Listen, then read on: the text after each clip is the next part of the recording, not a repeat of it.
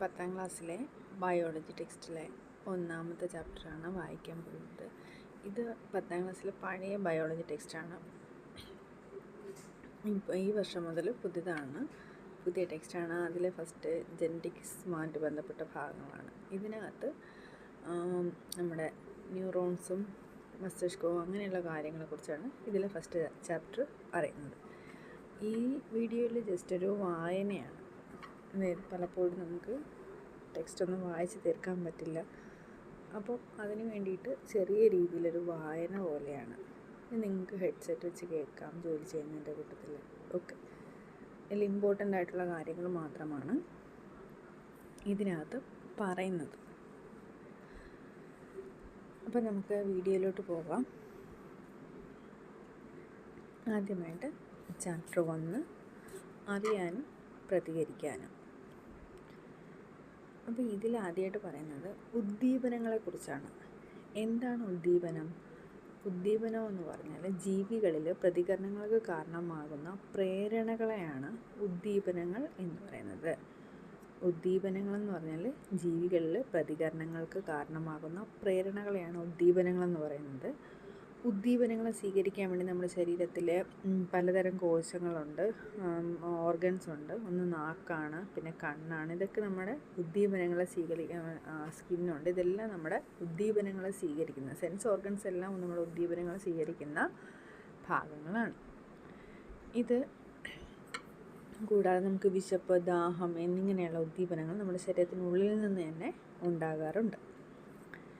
ഈ ഉദ്ദീപനങ്ങൾ സ്വീകരിക്കാൻ ജ്ഞാനേന്ദ്രിയങ്ങളിലും മറ്റു ശരീരഭാഗങ്ങളിലും സവിശേഷമായ കോശങ്ങളുണ്ട്. ഈ കോശങ്ങളെ അറിയപ്പെടുന്ന പേരാണ് ഗ്രാഹികൾ അല്ലെങ്കിൽ റിസപ്റ്റേഴ്സ് എന്നാണ്. ഈ ഉദ്ദീപനങ്ങളെ സ്വീകരിക്കാൻ ജ്ഞാനേന്ദ്രിയങ്ങളിലും മറ്റു ശരീരഭാഗങ്ങളിലും സവിശേഷമായ കോശങ്ങളുണ്ട്. ഈ കോശങ്ങൾ അറിയപ്പെടുന്ന പേരാണ് റിസപ്റ്റേഴ്സ് അല്ലെങ്കിൽ ഗ്രാഹികൾ. ഈ കോശങ്ങൾ ഉദ്ദീപനങ്ങളെ സ്വീകരിച്ച ശേഷം ഉചിതമായ സന്ദേശങ്ങൾ രൂപപ്പെടുത്തുന്നു. ഈ സന്ദേശം എവിടെ നിന്നാണ് കിട്ടുന്നത്? തലച്ചോറിൽ നിന്നാണ്. ഈ കിട്ടുന്ന ഉദ്ദീപനങ്ങൾ നേരെ തലച്ചോറിലോട്ട് വിടുന്നു. അവിടെ നിന്ന് തലച്ചോറ് അതിൻ്റെ പ്രതികരണങ്ങൾ തിരിച്ച് കൊടുക്കുന്നു. ഇതാണ് ഉദ്ദീപനങ്ങൾ നടക്കുന്നത്. ഈ പ്രക്രിയകളെല്ലാം നിയന്ത്രിക്കുന്നത് നാഡീവ്യവസ്ഥയാണ്. നാഡീവ്യവസ്ഥയാണ് ഉദ്ദീപനങ്ങളെയും റിസപ്ഷനും സെൻഡിങ്ങും എല്ലാം നമ്മുടെ കൺട്രോൾ ചെയ്യുന്നത് നാഡീവ്യവസ്ഥയാണ്. അടുത്തതായി നാഡീവ്യവസ്ഥ. നാഡീവ്യവസ്ഥയിലെ അടിസ്ഥാന കോശം എന്ന് പറയുന്നത്, അല്ലെങ്കിൽ നാഡീവ്യവസ്ഥയുടെ അടിസ്ഥാന നിർമ്മാണ ഘടകമാണ് നാഡീകോശം അഥവാ ന്യൂറോൺ എന്നറിയപ്പെടുന്നത്. നാഡീകോശം അല്ലെങ്കിൽ ന്യൂറോൺ എന്നറിയപ്പെടുന്ന ചെറിയൊരു യൂണിറ്റാണ് നമ്മുടെ നാഡീവ്യവസ്ഥയുടെ അടിസ്ഥാന ഘടകം.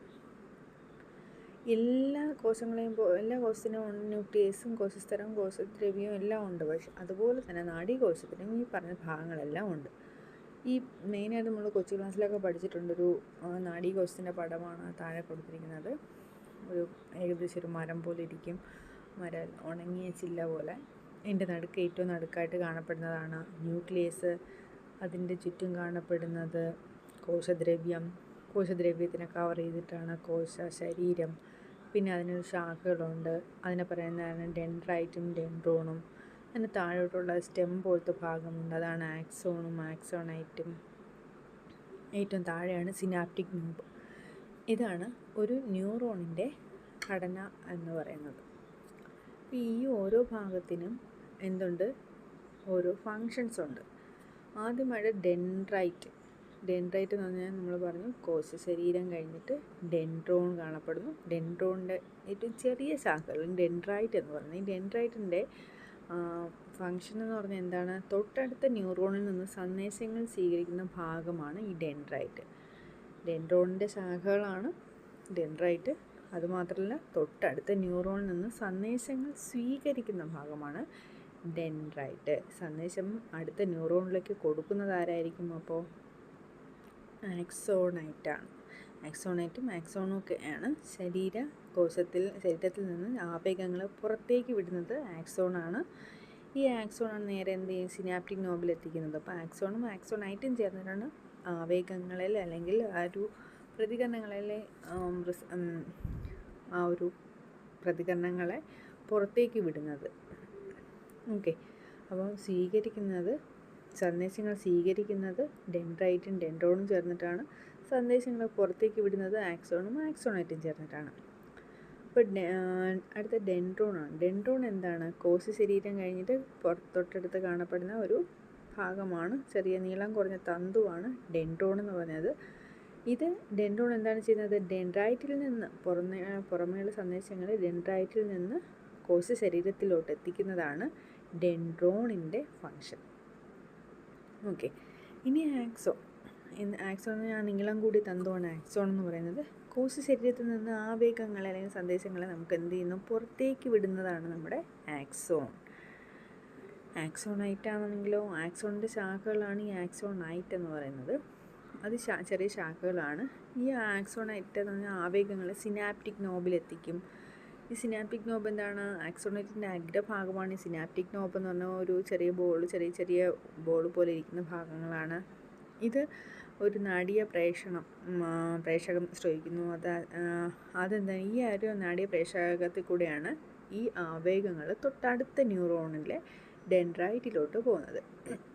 ഇങ്ങനെ കണ്ടിന്യൂസ് പ്രോസസ്സാണ്. ഇതിങ്ങനെ ഒന്ന് മാറി അത് കഴിഞ്ഞിട്ട് അടുത്ത ന്യൂറോണിൻ്റെ താഴെ സിനാപ്റ്റിക് നോബിൻ്റെ അവിടെ വീണ്ടും നാഡീയ പ്രേഷകം സ്രവിക്കും.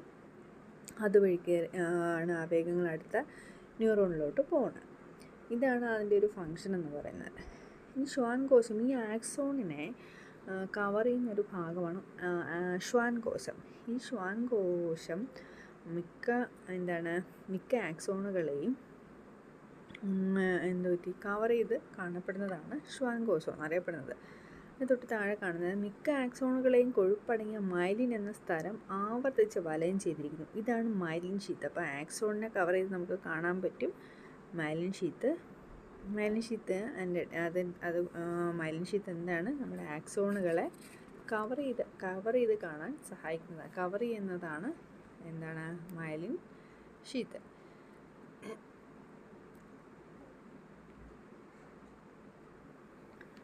ഇനി ഒരു കൂട്ടം ആക്സോണുകൾ ചേരുന്നതാണ് നാഡി എന്നറിയപ്പെടുന്നത്. ഇവയിൽ മൈലിൻ ഷീത്ത് രൂപപ്പെട്ടിരിക്കുന്നത് എന്തുകൊണ്ടാണ്? ശ്വാൻ കോശങ്ങളിലാണ്. ശ്വാൻ കോശങ്ങൾ കൊണ്ടാണ് ഈ ആക്സോണിനെ കവർ ചെയ്ത് കാണപ്പെടുന്ന മൈലിൻ ഷീത്ത് എന്ന് പറഞ്ഞ ഭാഗം ഉണ്ടാക്കിയിരിക്കുന്നത്. അപ്പോൾ ആക്സോണിലെ മൈലിൻ ഷീത്ത് ഉണ്ടാക്കിയിരിക്കുന്ന ശ്വാൻ കോശങ്ങളാലാണ്. എന്നാൽ മസ്തിഷ്കത്തിലെയും സുഷുമ്നയിലെയും മൈലിൻ ഷീത്ത് ഒളിഗോഡെൻഡ്രോസൈറ്റ് എന്ന കോശങ്ങൾ കൊണ്ടാണ്. അപ്പം ന്യൂറോൺസ് നാഡീകോശത്തിലെ മൈലിൻ ഷീത്ത് രൂപപ്പെട്ടിരിക്കുന്ന ശ്വാനകോശങ്ങൾ കൊണ്ടും മസ്തിഷ്കത്തിലും സുഷ്മിനയിലും പ്രൊട്ടക്റ്റീവ് കവറിംഗ് ആയ മൈലിൻ ഷീത്ത് ഉണ്ടാക്കിയിരിക്കുന്നത് എന്തുകൊണ്ടാണ്? ഒളിഗോഡെൻഡ്രോസൈറ്റ് കൊണ്ടാണ്. മൈലിൻ ഷീത്തിന് വെള്ള നിറമാണ്, തിളങ്ങുന്ന വെള്ള നിറം. മസ്തിഷ്കത്തിലും സുഷുമ്നയിലും മൈലിൻ ഷീത്തുള്ള നാഡീകോശങ്ങൾ കൂടുതലായി കാണപ്പെടുന്ന ഭാഗം വൈറ്റ് മാറ്റർ എന്നും മൈലിൻ ഷീത്ത് ഇല്ലാത്ത ഭാഗത്തിനെ ഗ്രേ മാറ്റർ എന്ന് പറയുന്നു. അപ്പോൾ ഗ്രേ മാറ്ററും വൈറ്റ് മാറ്ററും മൈലിൻ ഷീത്തിൻ്റെ ഇത് വെച്ചിട്ടാണ് പറയുന്നത്. അപ്പോൾ കൂടുതലുണ്ടെങ്കിൽ വൈറ്റ് മാറ്ററും കുറഞ്ഞ ഭാഗത്തിന് ഗ്രേ മാറ്ററിനും അറിയപ്പെടുന്നു. ഈ ആക്സോണിന് പോഷകഘടകങ്ങൾ, ഓക്സിജൻ തുടങ്ങിയവ നൽകുന്നത്, ആവേഗങ്ങളുടെ വേഗത വർദ്ധിപ്പിക്കുക, വൈദ്യുത ഇൻസുലേറ്ററായി വർത്തിക്കുക, ഇതൊക്കെയാണ് മൈലിൻ ഷീത്തിൻ്റെ പ്രധാന ധർമ്മം. ആക്സോണിൻ്റെ പോഷകഘടകങ്ങൾ, ഓക്സിജൻ എന്നിവ നൽകുക, ആവേഗങ്ങളുടെ വേഗത വർദ്ധിപ്പിക്കുക, വൈദ്യുത ഇൻസുലേറ്ററായി വർത്തിക്കുക, ബാഹ്യക്ഷതങ്ങളിൽ നിന്ന് ആക്സോണിനെ സംരക്ഷിക്കുക എന്നിവയാണ് മൈലിൻ ഷീത്തിൻ്റെ പ്രധാന ധർമ്മം.